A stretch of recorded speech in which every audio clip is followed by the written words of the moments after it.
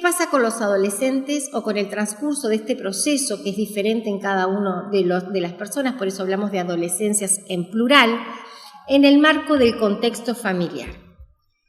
Si hay una etapa del ciclo vital familiar en donde la causalidad circular, como ustedes se acuerdan, uno de los principios de la teoría general de los sistemas, tiene mayor relevancia, es en la etapa de la familia con hijos adolescentes. ¿Por qué?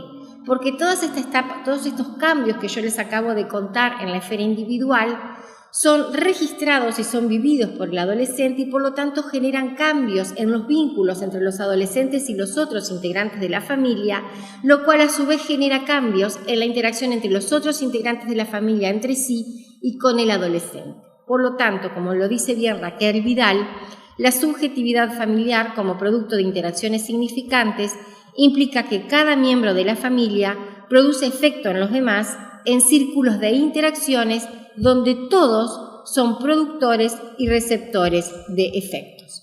Pero estos cambios en el adolescente tienen que pasar por una serie de procesos en los demás que conviven con el adolescente. Estos cambios por los demás tienen que ser, en primer lugar, reconocidos, en segundo lugar, incorporados por los demás, o sea, tiene que haber un cierto registro por los demás de que este adolescente está cambiando, y además esto tiene que generar cambios en los vínculos con los adolescentes.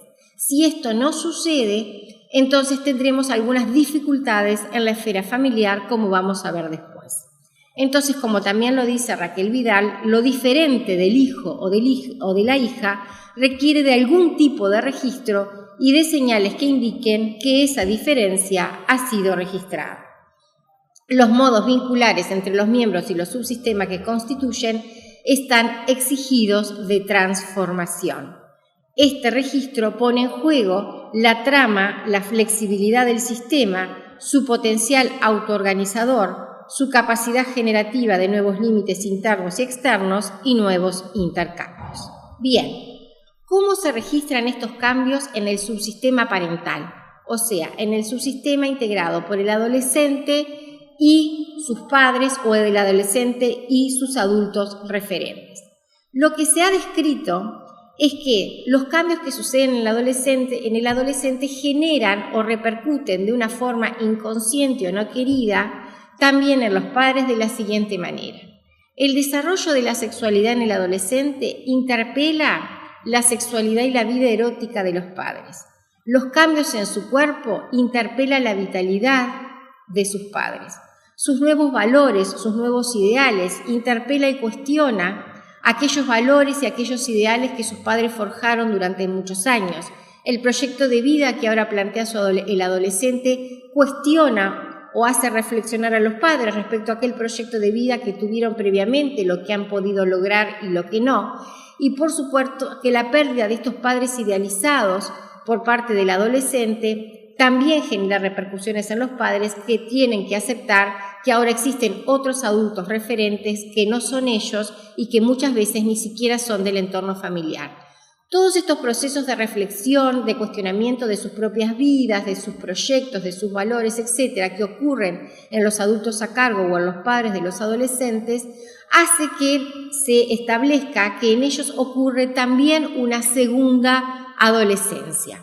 Pero no solamente los padres tienen que vivir esta segunda adolescencia producto de los cuestionamientos o de las interpelaciones que los cambios en de sus hijos generan en ellos mismos, sino que además en esta etapa, en términos generales, también tienen que atravesar estos adultos por otra crisis, que es la crisis del envejecimiento de sus antecesores, o sea, de sus propios padres. O sea, que los adultos que están a cargo de hijos adolescentes pasan por una doble exigencia. Por un lado, tienen la crisis de crecimiento de sus hijos y a su vez la crisis de envejecimiento de sus propios padres. Si todas estas transformaciones no son registradas tanto por el adolescente como por los adultos a cargo, o sea, no son registradas en el subsistema parental, pueden ocurrir unas dinámicas familiares que tiendan a negar el cambio. Cuando las dinámicas familiares no ven el cambio, no registran los cambios, no los incorporan, entonces pueden pasar dos grandes cuestiones que son importantes de poder ver. Por un lado, puede ser que se pongan en marcha mecanismos de desmentida. ¿Qué quiere decir esto? Quiere decir padres que se niegan a ver el crecimiento de sus hijos. Se convierten en padres sobreprotectores, controladores, y generan hijos o adolescentes con muchas dificultades para ir procesando estos cambios evolutivos esperados. Y en el otro extremo tenemos los mecanismos abandónicos o negligentes de padres que, si bien ven el crecimiento de sus hijos, no ven sus propias transformaciones, entonces ven al adolescente como un par. Ellos no se ven igual de jóvenes que sus hijos, establecen un vínculo como de paridad, se convierten en amigos y cómplices de sus hijos, y sus hijos tienen como consecuencias serias dificultades para generar una autonomía no progresiva, como vamos a ver ahora. Entonces, cuando se ponen en marcha los mecanismos de desmentida, tenemos padres controladores que se niegan a que su hijo crezca, por lo tanto controlan sus salidas, controlan sus horarios, su ropa, su dinero, sus pertenencias, incluso sus amigos. Para ellos, en realidad, su hijo sigue siendo un niño. Estos adolescentes comienzan a tener serias dificultades para vincularse con terceros. Por lo general tienen dificultades para el desarrollo de una sexualidad plena, tienen dificultades para salir de su casa en la cual se repliegan, y muchas veces generan algún tipo de trastornos como fobias o como hipocondrías. En el otro extremo, estos mecanismos de negligencia o de abandono generan lo que se llama padres amigos, que se intercambian vínculos de padres con sus hijos, comparten la ropa, comparten las mismas actividades recreativas, comparten los mismos gustos, compiten por el atractivo o compiten por su apariencia física. No ponen límites porque dan por sentado de que el adolescente, ahora convertido en un hombre, puede manejar determinadas circunstancias y como tal lo transmite, cuando en realidad lo que hay por detrás es una falta de responsabilidad en los roles parentales justificados en discursos de libertad y de autonomía del hijo adolescente. Este hijo adolescente que pasa a creer que es capaz de generar un proyecto de vida sin apoyo y que goza de tal autonomía, muchas veces dejan de estudiar, se ponen a trabajar y empiezan a generar proyectos que en términos generales no conducen al éxito. Por lo tanto, el vínculo parental entre el adolescente y el padre, o los padres o los adultos a cargo, tienen que estar, lo que decíamos hoy, actualizados en estos procesos de transformaciones y registrados, y esto implica, por un lado, un balance entre pérdidas y ganancias. Las pérdidas ya las vimos, pero también hay ganancias. Hay ganancias en el adolescente que progresivamente va adquiriendo más confianza en sus proceder, en sus pensamientos, y por otro lado ganancia también en los padres que ven en este adolescente un trabajo exitoso de su sistema o de su rol parental. Tiene que haber siempre un balance adecuado entre las funciones nutritivas y las normativas, no porque el niño crezca y se convierta en un adolescente, no precisa límites ni cariño, precisa de las dos cosas y las dos con igual balance, pero las dos sujetas a transformación, o sea, lo nutritivo cambia, ya no es un niño, no se los ponen a upar la falda, pero eso no quiere decir de que no tiene que haber muestras de cariño. Los adolescentes necesitan, al igual que los niños, muestras de cariño, la felicitación, el reconocimiento, las palabras de afecto, los gestos de afecto. Y por otro lado, también necesitan límites.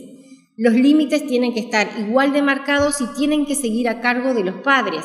Si bien estamos en una etapa en donde ahora el hijo tiene pensamiento crítico, capacidad para argumentación, etc., algunos límites serán negociados y otros no, pero al final del día, quienes marcan o quienes siguen estableciendo la norma siguen siendo los padres. Por lo tanto, el conflicto intergeneracional entre padres e hijos es inevitable, pero es positivo y es necesario. Es importante siempre la apuesta al diálogo franco, sincero, con adultos tranquilos, seguros del camino que han construido hasta el momento, que no se sientan sensibilizados por la interpelación de sus hijos, sino que puedan responder de una forma segura, reconociendo sus errores y sus fracasos a través del tiempo, pero también seguro de sus éxitos y de lo que han construido y lo que han logrado.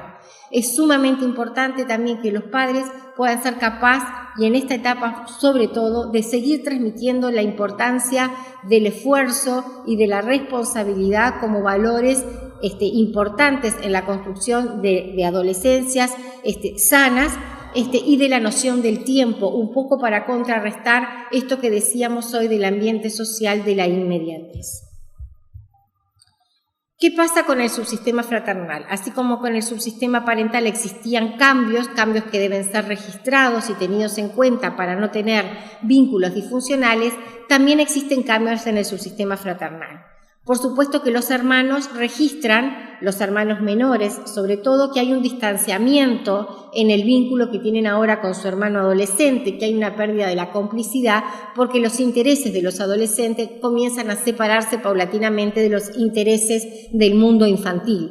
Pero esto también tiene que ser tomado como una ganancia en la medida de que constituye todo un desafío para los hermanos menores, esto de visualizar que hay todo un mundo diferente y nuevo que van descubriendo junto con el adolescente, lo cual contribuye también a su desarrollo.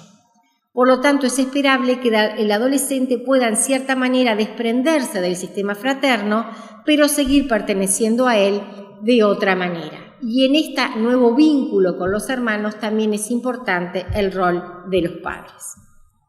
Algo muy breve respecto a las adolescencias en el contexto social. Como dijimos hoy, la construcción de la identidad de esa nueva piel, en esa construcción tenía un rol muy importante el grupo de pares, que pasa a tener una función muy importante a la hora de aceptar a los adolescentes en sus grupos y darle a ellos un sentido de pertenencia en un determinado contexto. Es muy importante que los adolescentes sientan que pertenecen a un determinado grupo y que ese grupo los acepta como tal. Existen dificultades en este sentido cuando esto no ocurre en el grupo de pares o cuando los grupos de pares con los cuales ellos sienten pertenencia desarrollan conductas no saludables. Pero no solamente los grupos de pares son determinantes en la identidad del adolescente. La familia también, el reconocimiento que se tenga de las cualidades y de las virtudes del adolescente, la corrección de sus debilidades con amor y con norma también es determinante de la identidad del adolescente y eso ocurre en la familia. Y también es determinante en la identidad del adolescente los otros adultos que ellos elijan como referentes, y acá estamos hablando, por ejemplo, de autoridades de las instituciones educativas o muchas veces de padres de sus propios amigos.